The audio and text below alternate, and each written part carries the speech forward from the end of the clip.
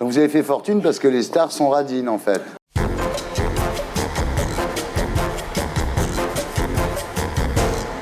Christian Digier, bonsoir. Donc si on était dans Capital sur M6, je vous présenterai en disant il est parti aux États-Unis faire fortune, il est devenu l'ami des stars, ou comment un petit Avignonnais inconnu a conquis l'Amérique.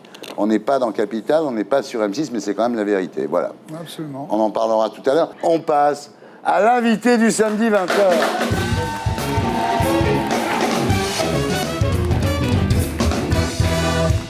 Christian Digier, rebonsoir. Vous publiez chez Michel Lafon votre autobiographie intitulée « Mon American Dream ». C'est vrai que vous avez votre nom tatoué sur le dos. Ouais, c'est vrai. Ouais. C'est vrai, ça. Ouais. Vous avez peur qu'on ne vous reconnaisse pas de dos? Ouais, en fait, ouais, c'est ça, ouais. Ou c'est pour qu'on vous retrouve dans les partouzes? Voilà. Ouais.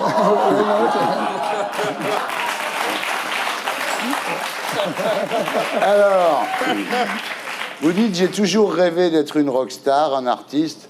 Pourtant, au départ, j'étais pas vraiment programmé pour. C'est vrai que vous grandissez à Avignon, dans une HLM, à Champfleury. Les premiers poulaillers en béton, dites-vous. Et quand vous alliez à la plage, à Caril-Rouet avec votre maman, c'était en Simcamille. Ouais, exactement. Tout ça jusqu'au jour où votre vie a basculé. Après une dispute à la maison, votre père part rejoindre sa jeune maîtresse. Et on peut dire que c'est le turning point of your life. Ce drame vous a marqué au fer rouge. Et cette violence que vous avez, cette espèce de désir d'argent, de volonté d'être connu, d'être adulé, tout est parti de là, quoi. Exactement. J'ai voulu devenir quelqu'un, en fait, le père de famille que la famille dont tu avais besoin, quoi. Ouais. Donc j'ai travaillé très jeune, à l'âge de 14 ans et demi, et je suis allé bosser. Voilà. Vous êtes attiré par la mode, hein. Chez vous, vous faites des découpages avec des catalogues, des montages, vous inventez des nouveaux looks, quoi. Vous avez déjà l'idée de devenir un designer, un styliste de mode, et c'est là qu'à 11 ans, vous plongez dans le culte de Johnny. Voilà. Et Johnny devient votre héros, votre idole, votre phare, votre messie, votre dieu. Il va devenir comme mon père spirituel. Ouais. Et je vais faire tout ce qu'il fait, en fait. Quitte une gonzesse, j'en quitte une. Il en a une autre, j'en ai une autre. En fait, je vis les mêmes choses que lui, quoi, les mêmes vibrations, en fait. Ouais, voilà. Ça m'est arrivé, mais avec les Beatles. Ouais, ouais. Ils allaient en Inde, Ils sont j'allais en plusieurs. Inde. Ils se droguaient, je me droguais. Ils divorçaient, je divorçais. Exactement. Il y en a un qui faisait, quand ils faisaient des choses différentes, tu faisais quoi? Ben, j'étais partagé. Ouais. Alors, vous vous lancez dans le business. Au départ, vous customisez des fripes. Hein. Et alors, ça marche tellement bien qu'il y a des soirs, vous rentrez chez vous et torse nu parce que votre dernière chemise, on vous l'a demandé dans une boîte de nuit. Ouais, exactement. Ouais. Ouais. Je deviens commerçant très jeune, en fait. Ouais. Vous avez du succès très jeune. Vous êtes une vraie coqueluche à l'époque. Ouais, dans ma ville, ouais, je deviens le prince de la ville, en fait. Je travaille dans une boutique à la mode et qui est Jean Machine à l'époque. Et je deviens le meilleur vendeur, quoi. J'ai l'art de pouvoir mettre les choses ensemble et d'en vendre plus que les autres, en fait. Voilà. Et ça marche encore mieux parce qu'à 16 ans, vous devenez styliste des jeans McKean, ensuite Wrangler, Liberto, Kukai, Naf Naf, Diesel. Enfin, c'est une carrière absolument incroyable, tout ça avant 20 ans. Mais bon, il y a des problèmes, il y a la crise pétrolière, vous commencez à avoir des problèmes dans vos affaires, des problèmes de comptabilité, des problèmes avec les des banques. problèmes avec l'URSSAF. Ouais. Et donc, je dépose le bilan, en fait. Ouais. Alors, à ça s'ajoutent des problèmes sentimentaux. Vous partez à Bali récupérer votre fille Cristal, qui est partie avec sa mère Michel. Vous arrivez à Bali, vous décidez de vous séparer de cette Michel très peu de temps après, mais voilà, vous montez quand même un hôtel, un resto, 2 boutiques, enfin... Exactement. Ouais. Ouais. Je deviens autonome là-bas. Et c'est là que votre vie va basculer à nouveau. Vous faites serrer par les flics dans une soirée où traînent toutes sortes de drogues. Quoi. Ouais, exactement. Des pilules d'ecstasy, de la coke et du hashish.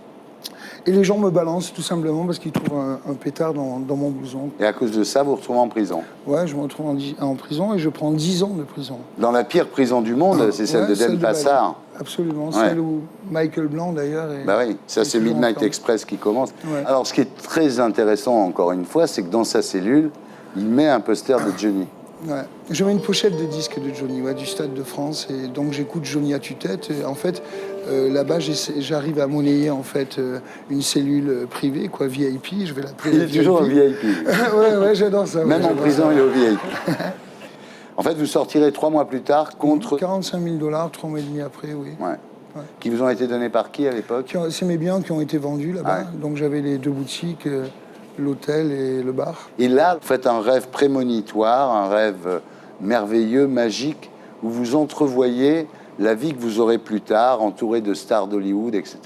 La prison, c'est dur les 10 premiers jours, tu vois. Et ensuite, malheureusement, tu t'y fais.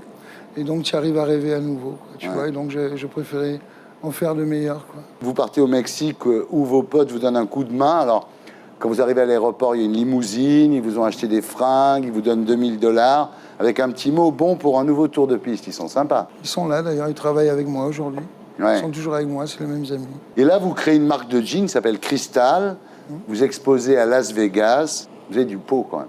Vous rencontrez le propriétaire de la marque Von Dutch. Ouais, il n'est pas propriétaire de la marque Von Dutch. Il vient d'acheter les droits de Von Dutch pour en faire un film. Donc la marque n'existe pas. Je l'approche et je lui dis que je pense qu'en faire une marque, ça serait un truc aussi fort que Levi's, tu vois. Ouais. Et en fait, il me dit, eh ben, essayons. En fait, ce que Christian a inventé, c'est le celebrity wear. C'est-à-dire que c'est d'offrir des vêtements à des stars pour qu'elles les portent et qu'effectivement, c'est une publicité gratuite. Ça commence avec Britney Spears, c'est Justin Timberlake qui est avec elle à l'époque. Et alors, c'est un système quand même assez pervers parce que les stars qui pourraient se payer vos produits, ils les ont gratuitement et ils donnent envie à des gens qui n'ont pas les moyens de se les payer, en fait. Ouais, c'est dommage, mais en fait, ouais, mais les pauvres gens dont vous parlez, apparemment, ils sont satisfaits parce qu'ils en achètent plein, quoi. Ouais. Donc vous avez fait fortune parce que les stars sont radines, en fait. Ouais, peut-être, ouais, vous êtes ça. Ouais. Non, je pense pas qu'elles soient radines. Certaines les achètent aussi. Ouais. L'exemple de Madonna, qui a acheté ses vêtements jusqu'au jour où je la rencontre et j'ai l'occasion de pouvoir lui offrir, quoi. Est-ce qu'il y a des stars qui vous ont demandé si vous faisiez aussi des enfants à adopter parce que... Non, ça va pas tarder. À Bah, mon vous pouvez avis, le faire. Hein. Ensuite, vous lancez la marque Ed Hardy et la marque Smet avec Johnny Hallyday. Ouais. Ça marche bien, vos affaires, non? Ouais, ça marche très bien. Très, 130 millions de dollars en 2008, c'est bien. Ouais. Ça, c'est le bénéfice. Moi aussi, ça marche bien, hein.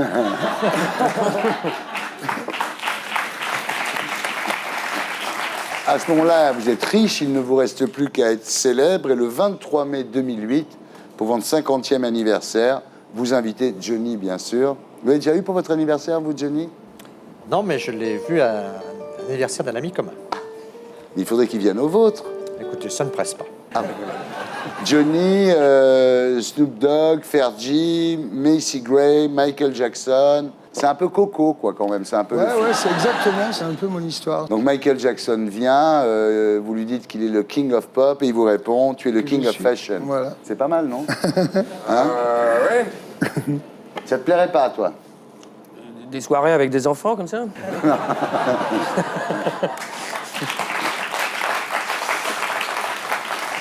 Vous n'avez jamais eu envie d'être ami avec Madonna et Michael Jackson?